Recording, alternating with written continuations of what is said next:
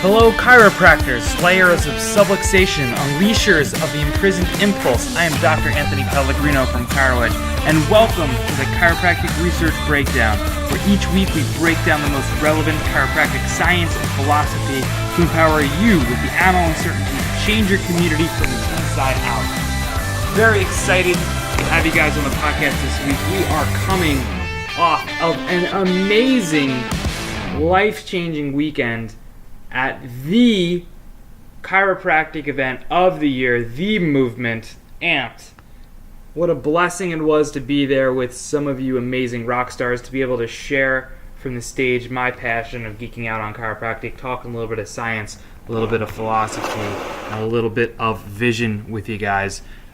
So thank you guys so much for that. We've had a lot of requests for the ChiroEdge service. We did have 50% off of the first 3 months that we had going at the Amped conference, and we decided to extend that offer through the end of the month just because of the requests that people have had. So you guys can actually get, I usually say you can get a free 2-week trial at chiroedgemedia.com, but for this episode, through the end of August 2018, if you go to chiroedgemedia.com/amped, you can crush that offer and get 50% off your first 3 months straight up. So do it. Take advantage of that. If you guys are a student and you want to take advantage of an offer there, go ahead and reach out to me personally as well so we can reserve you guys at a discount for when you get started in practice. I would love nothing more. Now, the articles that we're going to be breaking down this week are great. They're good stuff. One is on TMJ and neck pain and cervical alignment from the Journal of Craniomandibular and Sleep Practice. The other is from the Journal of Manipulative and Physiological Therapeutics on cervical proprioception and text neck. And the third is an apraxic developmental delay case study from the ICA's Journal of Clinical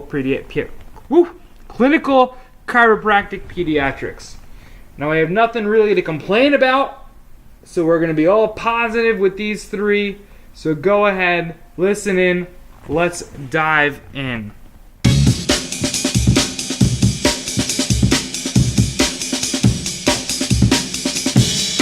Alright, this article I want to go over with you guys is short, sweet, and awesome. It is from the Journal of Craniomandibular and Sleep Practice, and it's called The Relationship Between Neck Pain and Cervical Alignment in Patients with Temporomandibular Disorders, or for layman's terms, TMJ, which is inappropriate because if you hear somebody say they have TMJ, yes, we all have two TMJs. That's the name of the actual joint, the temporomandibular joint.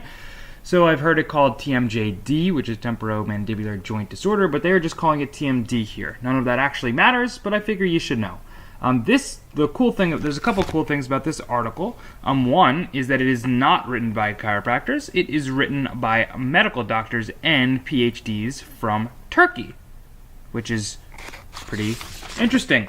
And the reason I bring that up, it's actually from the Department of Physical Medicine and Rehabilitation from Cukurova University Faculty of Medicine, and the Department of Maxillofacial Surgery from Cukurova University Faculty of Dentistry in Adana, Turkey. So for you Turks out there, thank you. So what they wanted to look at was, they wanted to compare and see what differences there are in people who are suffering from TMD or TMJD to see whether or not they have neck pain and why that might be. So they broke them up into basically two different groups: people with TMJD who don't have neck pain, people with TMJD who do have neck pain, and they went over a couple different things. One of the things that they referenced right in the introduction was that they were talking about cervical lordosis on lateral x-ray, and they mentioned that average values for cervical lordosis were postulated as 21 to 34 degrees in the literature. Now, I've seen those numbers used a couple times, so it originally triggered my thought process, and I went to the back, and would you believe it? These 5 medical doctors and PhDs from the University of, or Cukurova University of Dentistry in Adana, Turkey, these surgeons referenced Deed Harrison, Reference to chiropractor. Reference to chiropractic paper talking about what normal cervical lordosis is. I just found that amazing. Cool. They say the main point is to determine whether cervical spine malalignment would still remain if a subject with TMD had no symptom of neck pain. That's just really cool. So what they looked at in these two different groups, like I said, one of which was people with pain and TMJD, the other was people without neck pain and TMJD. They looked at the severity of TMJ via the TMJ guidelines, which I hadn't seen before, but it's a pretty intense test. It needed to be evaluated by a maxillofacial surgeon. The ability to chew, and they have a 4-point scale there called the Likert. No, it's a 5-point scale, called the Likert scale. It goes from 0 to 4, so it's 5 points. 0 would be the ability to eat solid and hard food, and 4 would be only able to eat semi-liquid. Third, they looked at cervical range of motion, and 4, they looked at that cervical lordosis angle. What they found was that there was not a significant difference in people with neck pain and without neck pain and who had TMJD in a cervical lordosis, which was one of the first things I looked at. And the reason was because all people with TMJD, the average was significantly decreased cervical lordosis. In people with pain, it was only 12 degrees. And in people without pain, it was 9.8 degrees. So both groups had statistically different, had severely reduced cervical lordosis. As a reminder, we're looking at 9 and 12 degrees, and the normal curvature is 21 to 34. They're measuring this, by the way, as the Cobb angle at the inferior end plate of C2 to C7. So that's just that they're using our measurements right there. They're using it. So if you didn't know that's what the normal angle was, and if you didn't know how to measure it, well, there you go. You got something from this already. So they said, accordingly, C2 to C7 angle showed no difference between patients with or without neck pain. And the interesting thing, like we said, is that everyone has TMJ. The things that they did see significant differences are in terms of range of motion. They found statistically significant differences in left and right lateral flexion. People with pain had significantly decreased ability to laterally flex, although they could rotate, flex, and extend in the proper way. And something that's really interesting, people with neck pain obviously had a higher pain score, but they also had a higher depression score, like emotional depression. So that was something that was very, very significant for me to look at, is that people with TMJ as well as neck pain together, when both those things go together, I mean, that's just like the whole head and neck. I'm sure that relates to headaches and things as well. It does make sense that person would have significant depression, or on average. So the present study revealed that hyperlordosis, or with a tendency to go all the way to kyphosis, which is that reverse cervical curve, of the cervical spine is common among patients with TMJDs. And here we go, cervical spine malalignment, which is what they're calling it, which we'll just call subluxation, exists regardless of the presence of accompanying neck pain. So these MDs, PhDs, dentists realize that malalignment, as they call it, which once again we can call subluxation, or just postural distortion, or just abnormalities of the cervical curve, which is really what they're looking at, occurs in people with or without neck pain. I don't know, that kind of sounds like what we've been talking about since 1895, although there are those in our profession who choose to only manipulate joints in the area of pain and hook up TENS units and all that random nonsense. But okay, at least the doctors, the real doctors, right, get it. Crazy. Cervical alignment was not correlated with the intensity of TMJ pain, TMD-related disability, or depression, and neck pain and disability was linked with TMD-related variables, with the exception of TMD-associated disability. So, that is amazing that the abnormalities of the curvature does not relate to intensity of pain, it just relates to the presence of the TMJ disorder.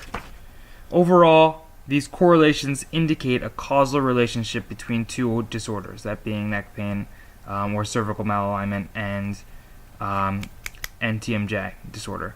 They might either share a common etiology or somehow a phenomenal connection. That's funny. So phenomenal in this regard isn't the way that I would use phenomenal in a sentence, which would be like, oh my gosh, that adjustment was phenomenal. But phenomenon is something that is unexplained.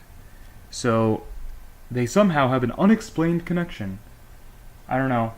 Maybe you should go read the other articles by the guy who you referenced in the introduction, Dean Harrison, who has done all of this work for you and is one of the greatest chiropractic researchers to ever have lived. Why don't we go look at his other stuff, and you can see that it is not an unexplained connection. It is a completely explained connection, which is the presence of vertebral subluxation. Thank you to these doctors from Turkey for getting me fired up talking about TMJ. I mean, how many people do you meet on a daily basis who are like, well, I've done this, I wear a night guard every night, I do that, and I have TMJ, and do you think maybe you can help me? And the answer is just simply like, oh, it's not just me that thinks that we can help you, it's like any person with a brain who's ever read research ever, because everything points to the fact that if you have postural abnormalities, if you have subluxation, if you have decreased curvature in your cervical spine, it's going to relate to that TMJ, and if we begin to improve that, well, guess what? Not only are you going to see improvements in the pain and the symptom that you're experiencing, but over your overall quality of life, including emotional disturbances such as depression.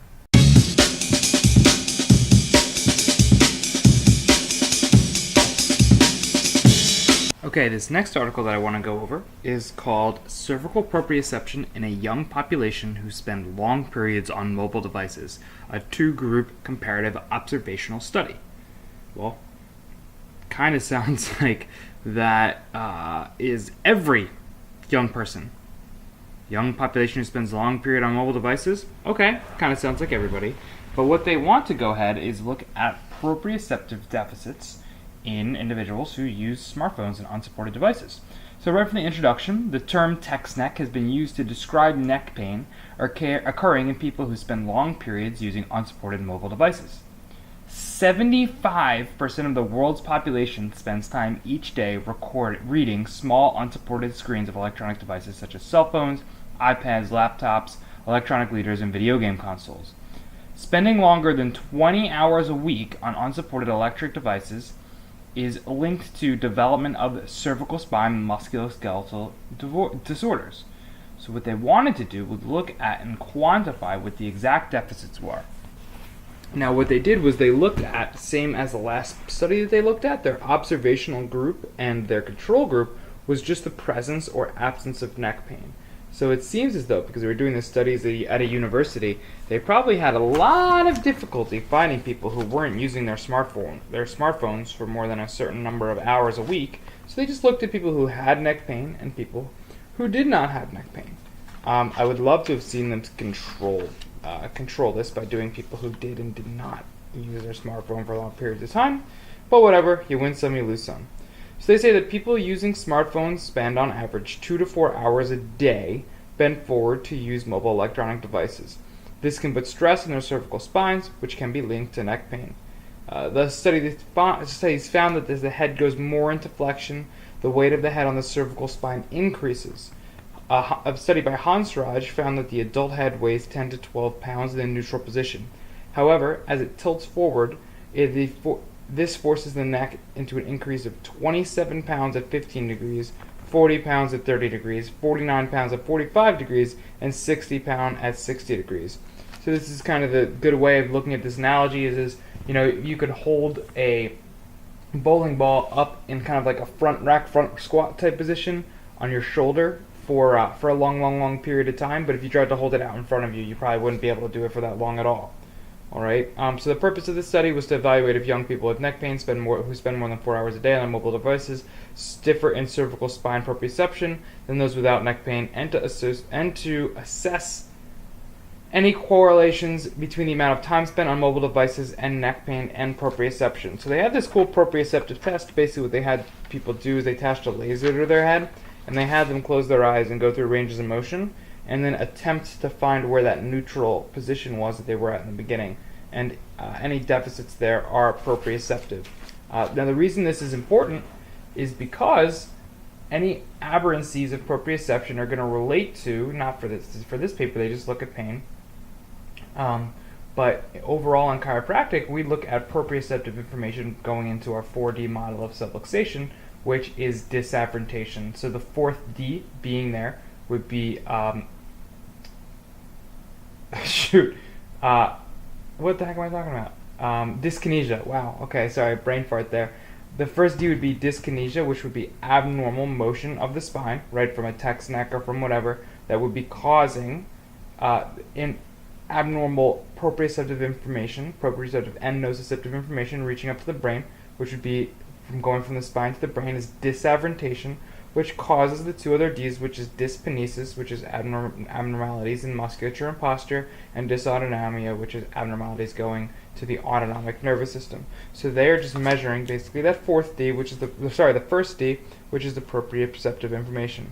What they found was that these results indicate a cervical spine proprioceptive deficit in participants believed to have text neck, which could indicate the need for targeted advice and treatment. So basically what they're finding is that the longer amount of time that somebody spends on a phone, the more neck pain that they're going to have, yes, and the more proprioceptive deficit they're going to have, particularly in the flexion position. So when they were asked to go into a flexion position, it was the worst case of not being able to find that neutral. So this is, and it also mimicked, which was really interesting, it also mimicked proprioceptive deficits coming from whiplash injuries. So what they're finding out is that there is abnormal information from the spine reaching the brain in individuals who spend more than 4 hours a day on their smartphone coming from proprioceptive and dyskinesia, which is abnormal motion deficits in the spine. So this is another article in the Journal of Manipulative and Physiological Therapeutics, where I do not believe that there are no chiropractors on the paper. And once again, what they're looking at is postural movement, range of motion, abnormalities, and how it causes influence of information, not only locally in terms of pain, but also going up to the brain. Which means if we bridge this, we know that this abnormal information is going to cause the dysautonomia, the dyskinesis, the abnormal posture, the abnormal musculature changes, as well as the abnormalities and information going to the organ cells and tissues of the body, including the hypothalamic pituitary adrenal axis, which is the HPA axis, which is going to control and cause abnormalities in immune system function. So we're not crazy to say these things. And we're not crazy to go into our office and talk about these things. And we're not crazy to be lifting people's phones up. Because it's not just a matter of, oh, well, you know what, he doesn't have any neck pain or not. The fact is that by changing the cervical spine, by changing the structure of the cervical spine, by changing the motion of the cervical spine, we are influencing the brain in negative ways. Not arguable. By changing the motion and the alignment and the positioning and the posture of the neck, we are causing abnormal information reaching the brain. In chiropractic, we know that goes ahead and affects every organ, every cell, every tissue, and our overall quality of life. This is more data just supporting one of the reasons why subluxation happens in the first place.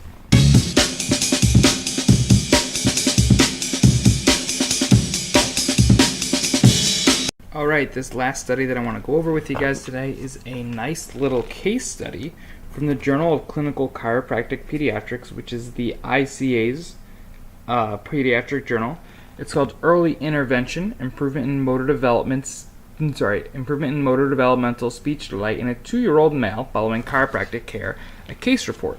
So it goes through some different developmental guidelines. It says the World Health Organization defines developmental delay as a child who is not meeting a range of milestones at the expected rate of development. It can include cognitive skills, fine and gross motor skills, speech and language skills, social and emotional skills. When it comes to the expression of thought or speech, it references apraxia, which is a motor speech disorder that makes it difficult for children to speak, which requires significant effort to articulate sounds or words. It says a child might not be able to organize the required muscular movements of his lips or tongue to produce sounds, even though his muscles are not weak, resulting in small or simple vocabulary. If a child is younger than age 3 and does not coo or babble as an infant, says or her first words later than expected, makes only a few different sounds, has problems putting sounds together, has long pauses between sounds, does not always say a word the same way, or has problems eating, there is likely to be a CAS present, which is childhood apraxia of speech. So the University of Michigan Health System has put together an informational chart that goes ahead and references what should happen developmentally with sounds, words we should be able to make. So I'm just going to kind of go through that with you because I think it's important. So at birth, the language level that we should have is the ability to cry. By 2 to 3 months, the baby should cry differently in different circumstances or coo in response to you. At 3 to 4 months, there should be random babbling. At 5 to 6 months, there should be rhythmic babbling. At 6 to 11 months, babbling should be an imitation of real speech with expression. At 12 months, we should be saying 1 to 2 words. We should recognize our name, imitate familiar sounds, understand simple instructions. At 18 months, we should have 5 to 20 words, including names. At 1 to 2 years, we should say 1 to 2 word sentences. I laughed at that one because 2 years, there's always one word sentence, and it's no. That vocabulary is growing. Then we can wave goodbye. We make sounds of familiar animals. We use words like more to make wants what knowns. We understand no. 2 to 3 years, identify body parts, calls self me instead of name, combines nouns and verbs, has 450 word vocabulary, uses short sentences, matches 3 to 4 colors, knows big and little, likes to hear same story repeated, forms some plurals. At 3 to 4 years, we should be able to tell a story, sentence length of 4 to 5 words, vocabulary of about 1,000 words, knows last name, name of street, several nursery rhymes. From 4 to 5 years, we should have a sentence length of 4 to 5 words, use past tense, vocabulary of about 1,500 words, identifies colors, shapes, asks many questions like why and who. And from 5 to 6 years, we should have sentence length of 5 to 6 words, vocabulary of about 2,000 words, can tell you what objects are made of, knows spatial relationships like on top and far, know addresses, understands same and different, identifies a penny, nickel and dime, counts 10 things, knows right and left hand, uses all types of sentences. Now that was a mouthful, but that's the developmental speech guidelines. So this is a case report of a 2.5-year-old male. He had no breastfeeding challenges whatsoever, but no parents noted that the child had difficulty lying prone or lying face down, and he was not able to lift his head up well. It did not extend at the occiput or C1 while laying face down between 4 to 8 months. He could do push-ups, but he would cry. So he only had at 2.5 years about 5 to 8 words, which, switching back, we should have by 2 to 3 years a 450 word vocabulary. From 1 to 2 words, we should be able to say 1 to 2 word sentences. Okay, so that is very, very significantly decreased. He didn't start to make any vowel sound and speech sounds until about 2 years of age. So they analyzed him with motion palpation and the Gonstead technique and saw him over a period of 8 weeks about 7 times, so just less than once a week. Over the course of chiropractic care, the child made considerable progress in speech and ability to make sounds, and no adverse reactions to treatment were reported. Following the first 2 visits, he began making more letter sounds without solicitation from parents. He also began babbling different and more clearly. After the 3rd treatment, he began to pronounce more syllables and words. At the 6th visit, the parents noticed he was beginning to read syllables off of signs at the stores they went to and would attempt to say complicated words from these signs. After the 7th visit, the parents noticed that their child was more engaged with other children at the parks during playtime, and they also noticed that their son was becoming more affectionate. For example, after treatment, he is now saying hi and bye. He blows kisses and gives hugs whereas this was not happening before treatment. Before treatment began, the parents reported that their child seemed unaffectionate and not playful towards others. The parents reported they have observed him performing more focused play, and his general well-being has seemed to improve greatly. I mean, this is just amazing, and I'm sure we all have cases in our offices just like this. but it's just absolutely phenomenal to just see over the course of 8 weeks the amount of change that happens. Now, it's not like, right, like they gave him an adjustment, and I hate that they use the word treatment, but whatever. I mean, it's the ICA's journal, so we're lucky they even talk about kids. Sorry. But, it's not like there's an adjustment for speech. All it is reducing nerve interference, reducing that abnormal proprioceptive information that we talked about in the last 2 studies. But the bottom line is that this was inside him, and his brain had this ability. He had this stuff the whole time.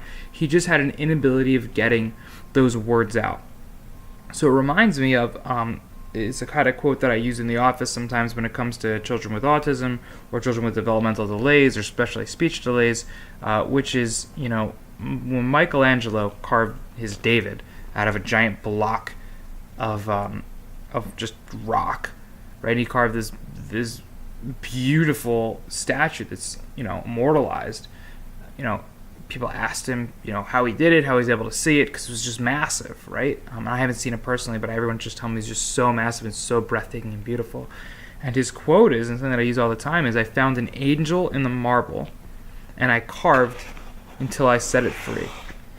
And I absolutely love that, so I'm going to repeat it again. It's, "I found an angel in the marble, and I carved until I set it free." And that's really what's happening here. It's a child like this, right? Like, it was in there the whole time, this ability to change, this ability to be a functional, amazing human being and grow and develop and change the world like each of us wants us to, right? It was in there the entire time. All we did was remove the barrier, remove the floodgates, remove the subluxation that stopped him from being able to be where he was at. So chiropractic did not cure, chiropractic did nothing but remove the barriers necessary to allow this child to heal and function at 100% of his best. Now, if you want to look at that scientifically, if you want to look at that philosophically, whatever it is, it doesn't matter. The fact is that is the intent of chiropractic care, outside of science, outside of everything else. It's to remove the barriers to allow each and every person to heal and to live their life at 100% of their best. And every case that looks different, for every person that looks different, symptom or not that looks different, but that's why we're here. So take that with you when you go out into your practice this week.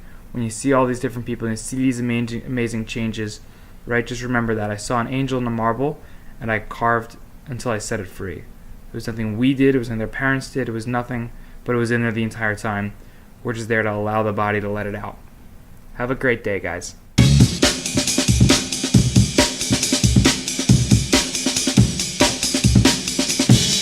All right, you have finished another week of the Chiropractic Research Breakdown. I, once again, am your host, Dr. Anthony Pellegrino from ChiroEdge. And as I mentioned in the beginning, you can go ahead and get 3-month subscription of the ChiroEdge service at 50% off through the end of August 2018 at chiroedgemedia.com/amped. If you found any value from the podcast this week, please go ahead and subscribe, rate, and review on iTunes or your podcast player of choice. And of course, please share this with your friends who you believe can benefit from a message of philosophically found chiropractic science, which is something that we are extremely passionate about, and we will continue to deliver in the future. Have a great week and go slay those subluxations.